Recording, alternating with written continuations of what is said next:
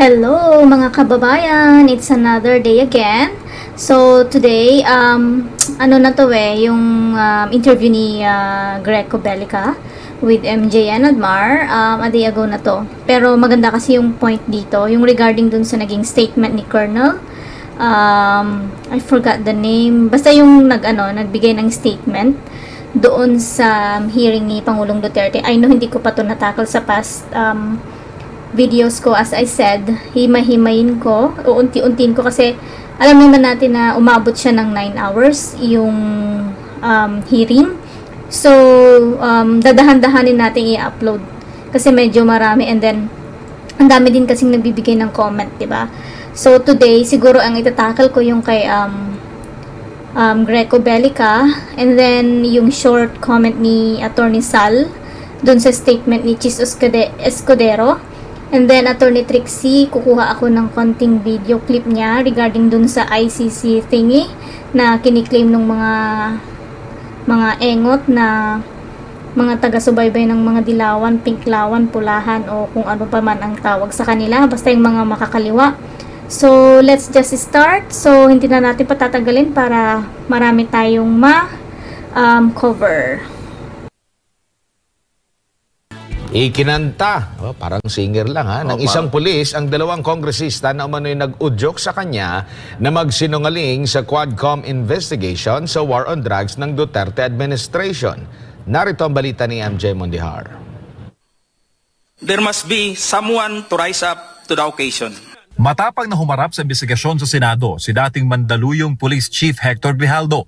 Humarap siya para pabulaanan na may reward system sa war on drugs ng Duterte administration. Sa kanyang sinumpang salaysay sa Senate Blue Ribbon Subcommittee, ikinanta ni Colonel Grijaldo na kinausap siya ni Laguna Representative Dan Fernandez at Manila Representative Benny Abante, kapwa co-chair sa Quadcom, na suportahan ang mga pahayag ni retired Police Colonel Royina Garma na totoong may reward system. Pero tumanggi raw si Grijaldo sa pag-uudyok sa kanya. I then respectfully told Kong Dan Fernandez that anybody can debunk my statement if I confirm the testimony of Colonel Garma about the DDS in 1999, since I was not a member of PNP at the time. And I have no personal knowledge as to the reward system. Nainsulto rin daw si Grijaldo sa pinaggagawa sa kanya ni Abante at Fernandez. You feel that you are being coached to make that statement? Yes, Your Honor. I feel I'd be corrupted to make that statement, Your Honor. Itinanggi naman ni Fernandez at Abante ang pahayag ni Colonel Grijaldo. Sabi ng isa, kasinungalingan ang pahayag ng aktibong opisyal ng PNP. Paliwanag naman ng isa, hindi nila pinilit si Grijaldo na suportahan ang pahayag ni Garma nang sabihin nito na wala siyang alam sa reward system. Para kay dating Press Secretary Trixie Cruz Angeles, malaking epekto sa integridad ng Quadcom investigation sa EJK at war on drugs ang mga testimonya ni Colonel Grijaldo. Now, the entire character of the proceedings sa Quadcom medyo under suspicion na. Sila na ngayon ang magiging defensive. Tingnan natin kung itutuloy pa rin nila yung mga hearings. Kung si dating Pangulong Duterte naman ang tatanungin, labag sa batas ang ginawa ni Abante at Fernandez. Si Duterte ay isang abogado at matagal na naging piskal sa Davao bago pumasok sa politika. Yung inuudyok mo yung tao na mag-execute ng affidavit falsely or making a false narrative, subversion of perjury. Yes, that's a crime under the revised penal code. Hindi palalampasin ng dating presidente ang nangyari at nangakong magsasampa ng kaso. Hiniling naman sa Senado na isalang sa Witness Protection Program ng DOJ si Grijaldo. Yung congressman, parang papailan ko ng kaso. Total, hindi ko na kailangan yung affidavit mo. Your narrative here is under oath. Hindi ko na kailangan yung affidavit mo. All I have to do is to take out your statement, the basis of filing a case. Para sa Diyos sa Pilipinas kung mahal, MJ Mondihar, SM9 News. Chairman, meron tayo i-play na video. Ito ay behind the scenes sa Senate probe kahapon. At andun kayo sa likod mismo ni PRD. At pong panoorin ito mga kababayan. My country. Sa publiko, maraming problema na hindi nasasagot ng gobyerno na to. Isa yung gasolina. Walang gasolina. Operation, walang pera yan. Alam mo, kakastos ang pulis sa sariling pulsa nila. Thank you, Mr. President. Butit na lang ako yung mayor. Ayan sila. Puro siya po kumain. Ito, inanyan. Pag magputol siya sir, operation ko, bigay gasolina, bigay pera.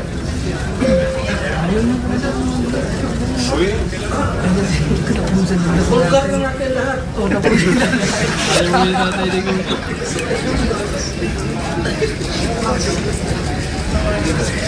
Sinatuloy sumuko natin. Ayun, Si Bato, sige, tulak sa akin, maglabas namin. Baka magtanong, ilang turo na niya yung si Koy. Tanaw ko, sir. Magprangkahan tayo. Magprangkahan tayo dito sa Pilipinas. Marami tayong problema sa left and answer. Alam mo, unang pera. Pera pang operation, pera sa gasolina. So, wala talaga. Sige ka lang puto sa pulis dyan. Solve. Ang pulis. Ayaw ko. Ay, tumayo. Senator, kuhain ko na lang itong public forum ko. Total government property man to.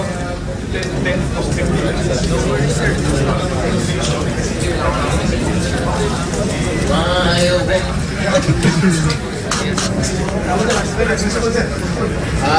Ayaw ko. Ilan mo lakaw? Hindi. Chairman, ano ba ang narrative doon? Ba't ganun ka-high blood si PRD? Off-cam yun ha, sa live. Hindi tumigil, nirecess kasi nga, you know, that was around 8 hours of hearing eh. Pero 79 years old now si Pangulong Duterte. And yung mga tanong po ni Senator Risa were out of line. Wala na eh. And sorry to say, but these were ignorant questions eh. You know, minimisquote niya, pinuput niya in a bad light yung mga statements and policies ni Pangulong Duterte when he said na I will take responsibility over the drug war, mga casualties yan. He was talking about the policies. Ibig sabihin, gawin mo yung tama, pag may nagka-problema ka, ako ang sasagot sa'yo. Pero hindi yung pinatay, nasa droga, mo yung tao mo, tapos ako sasagot ng pinatay. Yun ang ibig sabihin nun. Dahil ang point nun, yung guilt mo, kaya namatay hindi dahil hindi legitimate operation, pero pinatay yung tao mo dahil baka ituro ka. So, ikaw mismo, criminal ka.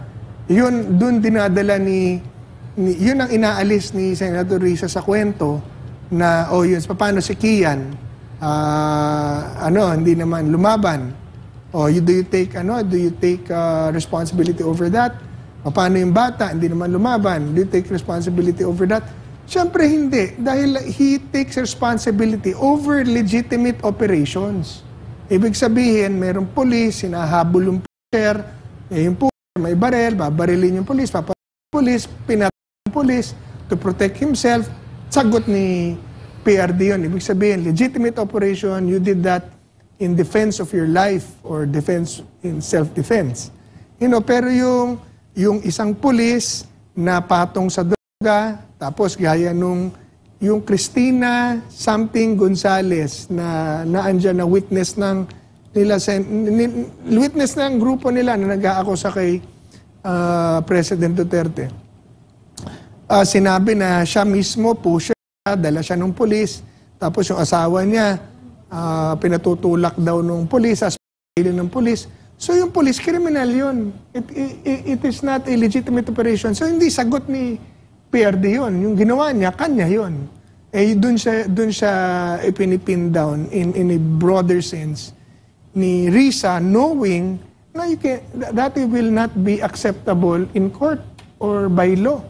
So kaya si PRD was saying, or si President Duterte was saying, mag-aral ka ng batas, magtanong ka sa abogado, dahil hindi ka naman abogado, she was drilling on that.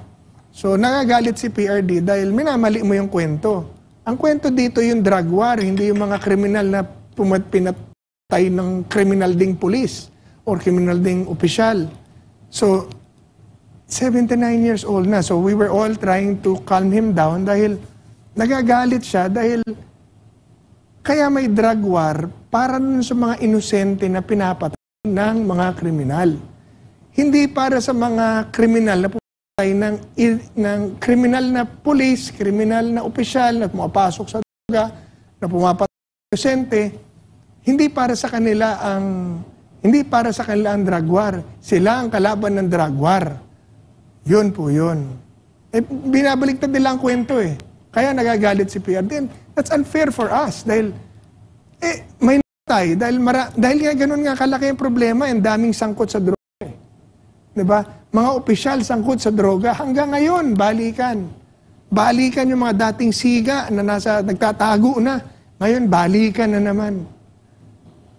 Chairman, ngayong araw po ay nagpunta si dating Pangulong Digong sa mga biktima po ng Bagyong Christine sa Batangas.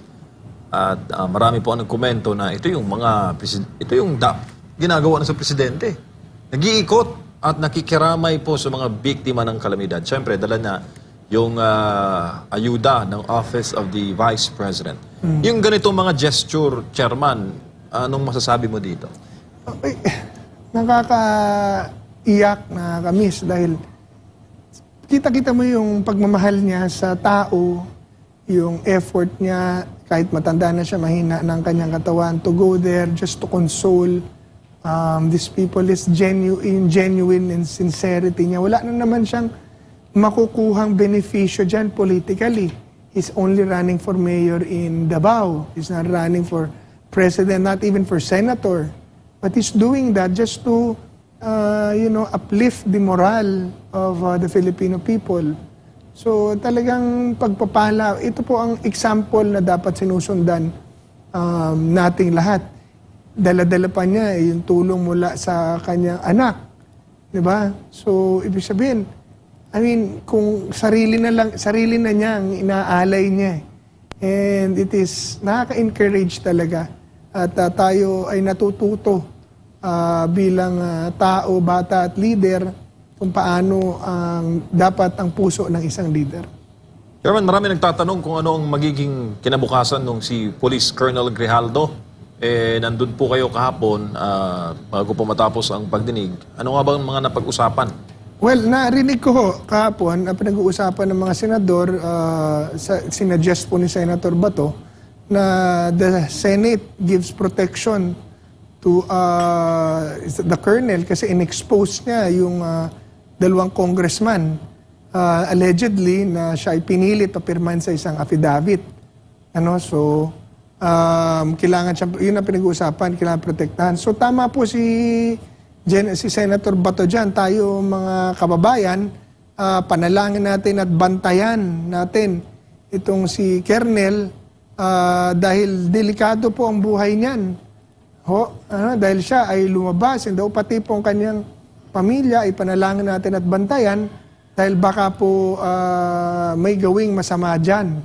Baka, it's possible whether sila ang gumawa or hindi. Pero baka may biglang mangyaring masama dyan po. Mahalaga po itong witness na to. Itong ginawa nitong pulis na to dahil kung mapapatunayan po niya yan, krimen po yun. Kahapon, si President Duterte was discussing the crime that was committed if nangyari talaga yung sinasabi ng ni Colonel na yan.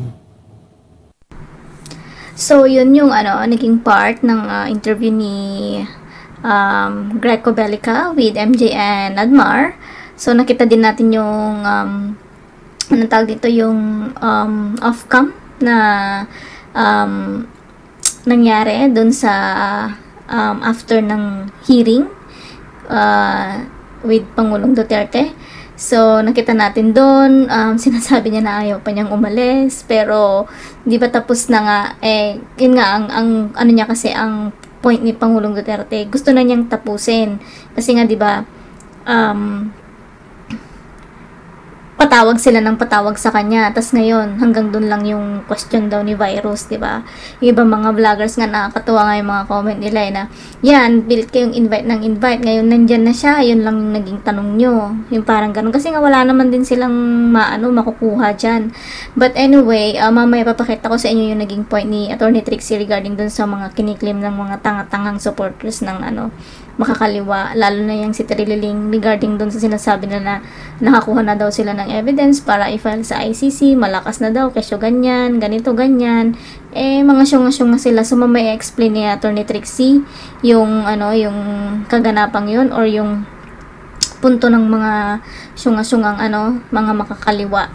So, eto muna si Attorney Sal muna, yung naging, niya, reaction niya or opinion niya dun sa sinabi ni Cheese dun sa interview niya, nung sa press con niya. Hindi ko na ipi-play yung part 9 kasi nasa naman yun, nasa news. Yung naging reaction na lang ni Attorney Sal para mabilis tayo. Carissa, ano masasabi sa naging pahay ni Senator Cheese? Makukumbinsi ba niya yung mga testigo dun sa war on drugs o laban sa war on drugs si former President Rodrigo Duterte at maging kay pastor na magsampa ng kaso at kung sakali attorney ay tatayo ba ito at maipapanalo nila ito? Number one, what is the business of this Senate President encouraging people to file complaint? That is not your job, Mr. Senate President. Problema basta kayo nakakakita ng pagkakataon ng publisidad, pumapasok kayo. Hindi ko trabaho yan. Pangalawa, yung mga salita mo na panood ko sa news, hinuhusgahan mo na si Presidente Duterte. Nag-iimbestiga kayo. Pagkatapos sasabihin mo na yung mga sinabi na ron, kesyo admission, ganito. Dito pwede yan. Abogado ka pa naman. Yan ang aking masasabi niyan. Pero alam mo, matagal na na kung meron kayong reklamo sa kanya, alkalde siya, presidente siya, maghain kayo ng demanda ever since, paulit-ulit na. Yung si Dilima, senador ang kaibigan mo. Matagal na, kaya binanata siya ni Jinggoy. Tagal mo na hindi ka naman nagpapile.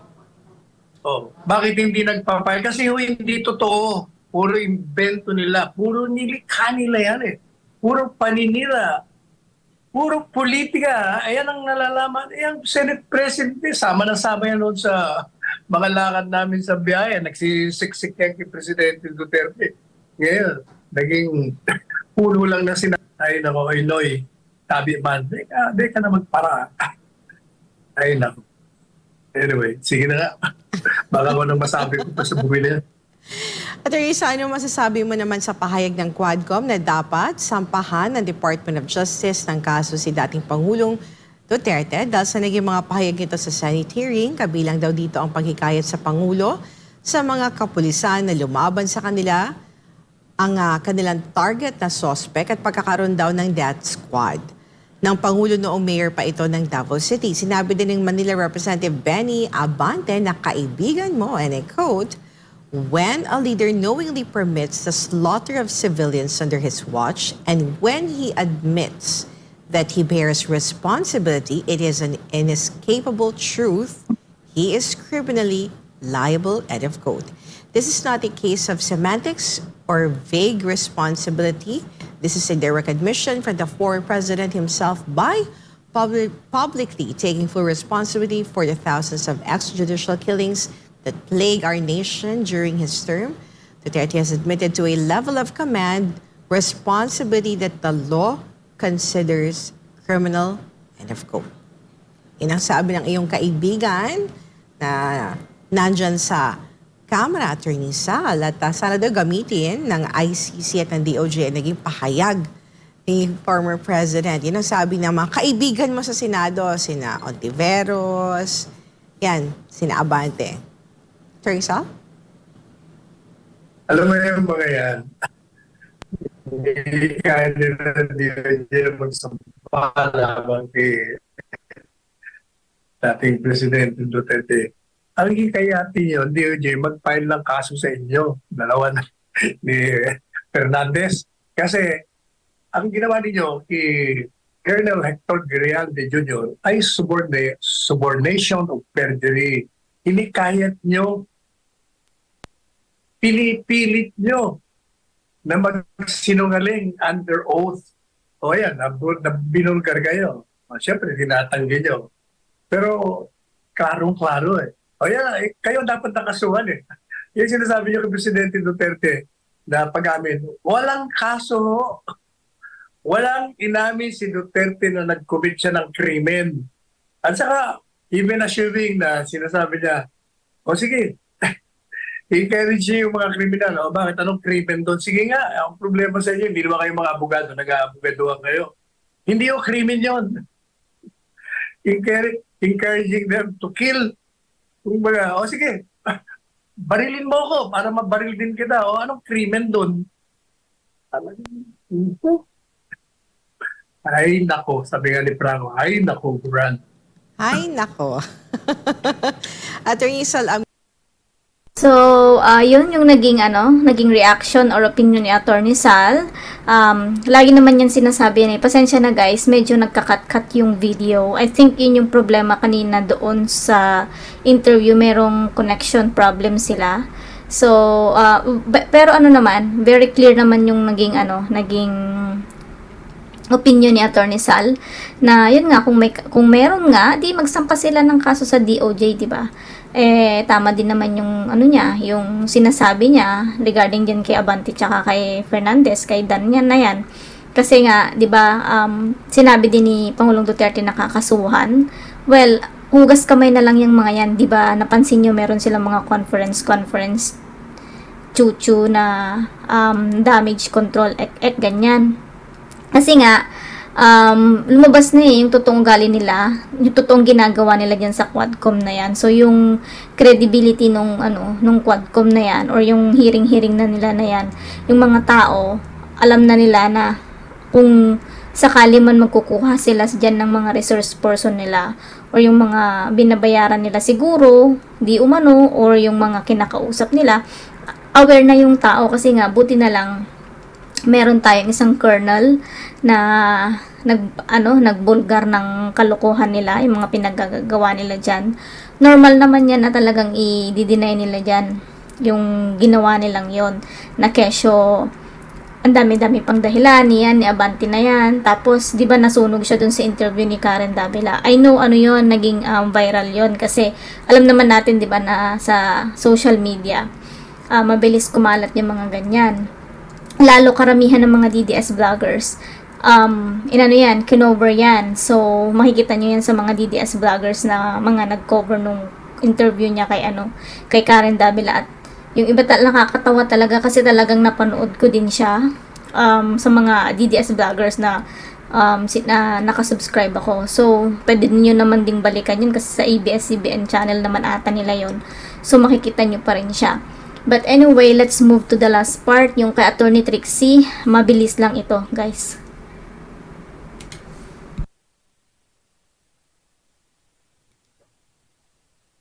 Sabi ni Derdnick, pero iba kasi talaga kayo, yung grupo niyo po, bukod sa magaling, hindi kayang bayaran ang puso't utak para sa kalokohan. Mahusay para sa bayan ang ginagawa, talaga not being biased. Uy, salamat po. Bakit pa kami napadpad dito? Kasi yung nagkaroon tayo ng presidente na suddenly ginagawa niya yung sinasabi niyang serbisyo. Okay, ICC. Okay, sige. Sagutin natin ito. Sabi ni Eunice and Matthew, magagamit ba ang statement ni PRD sa ICC? Diyos ko, they should. Alam niyo kung bakit? Yung mga taong natatakot kasi hindi ninyo nakita yung kabuuan. So, titignan ninyo, may statement siya. Oh, inutos ko nga eh. Sinabi ko nga yun, ganyan-ganyan. And then at the end, sasabihin niya, pag nanlaban. So, I don't think, anyway, yung problema, bakit kayo natatakot? Ako, hindi ako takot dyan sa ICC na yan. Hindi ako takot dyan sa issue na yan. Yan ang dinadrumbeat ni Trillanes because one, they admit that locally, they no longer have any power. Kailangan maghanap sila ng solusyon sa labas ng Pilipinas. Hindi nyo ba nakikita yung part na yun? Bakit talagang pinagtutuunan nila ng pansin ICC? Do they control the ICC? No. They do not. The best thing they can do is give evidence and evidence and evidence and hope that that evidence passes muster. But why are they going to the ICC? Why yung ICC ang pinagtutuunan ng pansin? They saw the reactions of the Filipinos, many Filipinos. They saw the reactions to how people were responding to what Duterte was saying. Meron mga nagsasabi, hala, sinabi niya ganito. Ayan, admission, syungangers. You don't take one sentence out of context. The whole testimony is going to be taken into consideration. Paano yung parts na sinasabi niya? Oo, sige, tama. Gawin mo yan pag nanlaban. O paano yun? So negated. So you don't say, you don't take one thing and say, sinabi niya ito eh. Oo, pero titignan mo yung konteksto ng buong panayam. Yung buong announcement, yung buong testimony. Oh. Another, bakit dun sila sa labas? Bakit sa ICC? Ibig sabihin, para sa kanila dito hopeless na. They cannot convince us. Sa tingin niyo, si Trillanes, kung massive ang sumusuporta dun sa mga sinasabi niya, tatakbo ba yan ng mayor lang ng Caloocan? Tatakbo yan kung mahina ang senador. Tatakbo yan presidente. Pero wala siyang makuha. Wala silang makuhang popular support. So they're going to go to an obscure court abroad in order to do that. So, what I do not understand is bakit yung iba kaya, oo nga ba kasi sinabi nga niya ganito. Pero pag tinignan ninyo yung kabuuan ng sinabi niya, hindi. At the very best, you could say that he had mixed messaging. Pero yung totoo lang, hindi mixed messaging yun.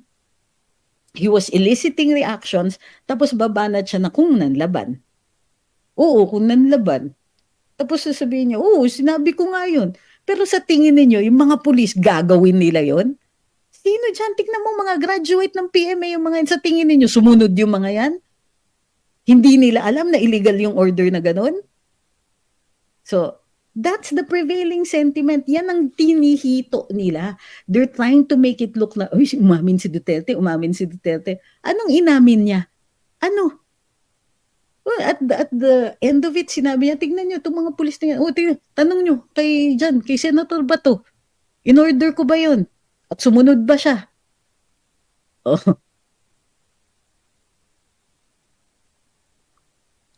So that's it. You should have watched the whole thing because in the first place, there's not a dull moment.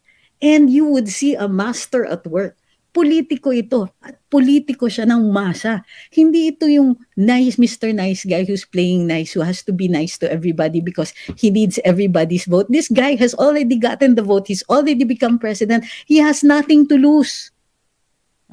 Oh, sige, himay-himayin ninyo yung testimony niya. In the end, sasabihin ng court, you have to take the whole testimony. Ganyan ang rule dito sa Philippine Supreme Court. Oh, so if you think that they could actually go to the Philippine Supreme Court and say, this person has just admitted to giving an illegal order, ano sasabihin ng Supreme Court? He probably said that in one part of his testimony or even in 10 parts. Pero ang kabuuan ng testimony niya says that that's not the intent. The intent wasn't to order people to do what these people were thinking, to unalive people indiscriminately. No, he wanted to protect the police. Make sure that they remember that there are 3 exemptions, exempting circumstances in the revised penal code. Defense of self, defense of stranger, defense of family. So, di ba? And that's what I'm saying. Ang kabila, gusto nila sabihin na, umamin si Duterte, umamin si Duterte. But if you were looking at the people who were watching, and I saw so many, yung mga ordinary citizens, yung iba mga yung iba mga ordinaryong mamamayan, broadcast na, nanonood sa sari-sari store. Every time nagsasalita si Duterte, sigawan. Parang basketball game. People were cheering. And if you do not recognize the kind of response that he was getting from ordinary people, then mag-form ka talaga ng opinion na medyo lutang or takot. But look, sino ang takot? Hindi niyo ba nakikita yung mga reaksyon ng mga politiko? They now are trying to negate that. So remember this. Even the Philippine Supreme Court has said, you don't take just one portion of somebody's testimony and create a context alien from its actual context. You will have to take the whole testimony into consideration. So there was no intent for him to say na, oo, ginawa ko nga yun. Na, with any seriousness. Why do you think he was bantering? Why do you think ang dami niyang biro doon? It was not intended to sound dramatic or anything like that. O, ano sinabi niya? Tignan mo, itong mga pulis na to, tanungin niyo, sumunod ba sila?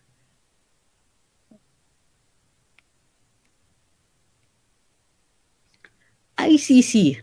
Diyos ko siya, Trillanes. Ano na yan? Magbe-birthday na naman, mag-anibersaryo na naman yung sinasabi niyong maglalabas na ng warrant ang ICC. It just shows his ignorance of not only of international law, but the Rome Convention, the procedures in the ICC, and all of that. He is talking out of his rear end.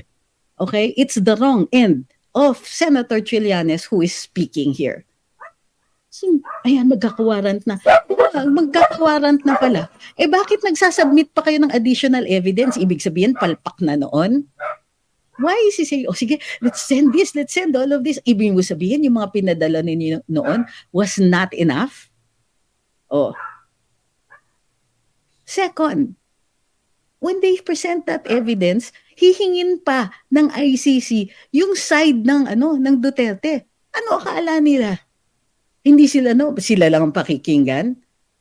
Sa tingin nila, na it'll just be, sila lang, one-sided. Oh. At sino itong mga nagpipilit? Ano ba sila? Do they understand what President Marcos himself was saying, that we're not going to participate in the ICC? Tapos kindat-kindat na lang kay Solgen? Nakakaloka tong mga to. What they're using kasi is ignorance. Yun yung problema. Yun ang difference. Yun ang difference ng mga nasa panig ng mga ng tama ng mga Duterte, unfortunately for them, di ba? Is that we educate, we tell people, ganito yan. And sometimes it's even hard to hear it from us. Kasi kunwari, minsan sasabihin ko sa'yo, actually tama naman yung sinabi niya because the law says this, however, ganito. Sila, they are counting on your ignorance. So, meaning, nasa interest nila na tanga yung mga tao. So, they don't explain the ICC. Have you seen anybody on their end explain how things go in the ICC? No? SAS does that. We do that here in Luminous. Other people do that.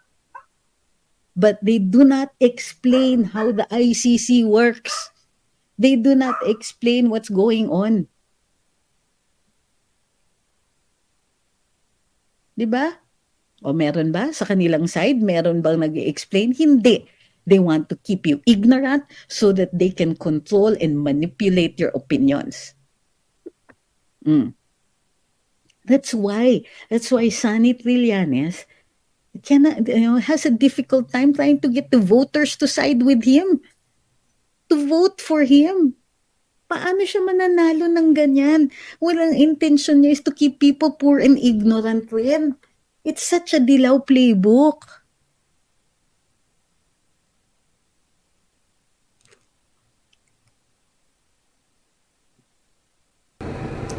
So, there you go guys. Very short lang naman yung last part natin, yung regarding dun sa sinabi ni Attorney Trixie.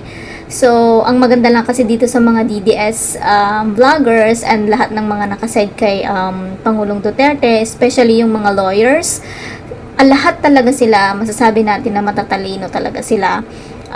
Kasi ang lahat ng mga bagay-bagay na nangyayari or yung mga bati-batikos ng mga nasa kabilang panig, yung mga kontra sa mga Dutertes, talagang ipinapaliwanag nila. Kumbaga, itinuturo talaga nila, itinatama nila yung mga baluktot na mga paniniwala. Kasi nga, tama din naman si Atty. Trixie. Di ba pilit kasi ng mga yan, like yung mga dilawan, pilit nilang, pinapaikot yung mga tao, pinagmumukha nilang mga walang alam. So, kung ako sa inyo guys, mas maganda na manood na lang kayo sa mga DDS vloggers and even yung mga nasa side ni Pangulong Duterte, like sila Atty. Trixie, sila Atty. Sal, marami pa sila Atty. Harry, madami pang mga lawyers na nasa side ni Pangulong Duterte. Kahit na yung mga hindi lawyers na kagaya din ni Greco Bellica kanina. So, makikita mo talaga na mabulaklak talaga. Hindi lang actually mabulaklak. Kumbaga, may sense talaga. Alam mong matatalino sila at may utak at naipapaliwanag nila lahat ng mga bagay-bagay. Kasi diba, like tayong mga ordinaryong mga tao or mga Pilipino na hindi naman tayo abogado, for example, syempre, sila, yun yung linya nila eh. Kumbaga na ipapaliwanag nilang mabuti at naiintindihan talaga natin kasi itinatagalog din naman nila, pinapaliwanag naman nila. Kumbaga hindi nila nilalason yung utak natin sa mga kamalian na kagaya ng ginagawa ng mga kakaliwang grupo, yung mga dilawan, pulawan ba yan, pinklawan, yan, yung mga makakaliwa na yan, di ba? So sila, saludo tayo sa kanila, kila Atty. Trixie and the others pa, na talagang binibigyan tayo ng mga tamang mga impormasyon at naiintindihan natin kung ano man ang nangyayari sa bansa. Kasi alam naman natin, di ba, ang mga mainstream media ngayon, pilit talaga nilang binabaluktot ang mga balita at pinipili lang talaga nila yung mga binabalita nila na pabor sa administrasyon. So, yun muna guys, magpapaalam muna ako pansamantala, mag-iingat po tayong lagi at magdasal po tayo lagi at yun nga, alam ko undas na po sa Pinas. So, yun, alam ko po na mga busy na yung mga tao ngayon na sa pagpunta, sa pagdalo ng mga yumao nilang mga kamag-anak. So, mag-iingat po tayo lagi at alam natin na may bagyo na naman, so kailangan laging handa po. And before I forget pala, yun, natouch ako talaga yun sa pagdalo ni Pangulong Duterte dun sa mga na biktima ng bagyo. I think if I'm not mistaken sa Batangas yun. So talaga yun yung sinabi niya dun sa press conference after nung Senate hearing na yun nga sabi niya pupunta pa siya ng Batangas. If I'm not mistaken, you can correct me if I'm wrong naman. So yun, saludo talaga ako kay Pangulong Duterte. At kagaya nga ng sinabi ni Greco Bellica kanina, na hindi naman na siya tatakbo ng national position, di ba? Pero tingnan mo kung paano pa rin siya talaga minamahal ng mga tao. Kasi nga, mahal din niya talaga ang mga tao. So, yun. Guys, magpapaalam muna ako at mag-iingat. Gaya ng sinabi ko, mag-iingat po tayo lagi at magdadasal po tayo lagi. Paalam!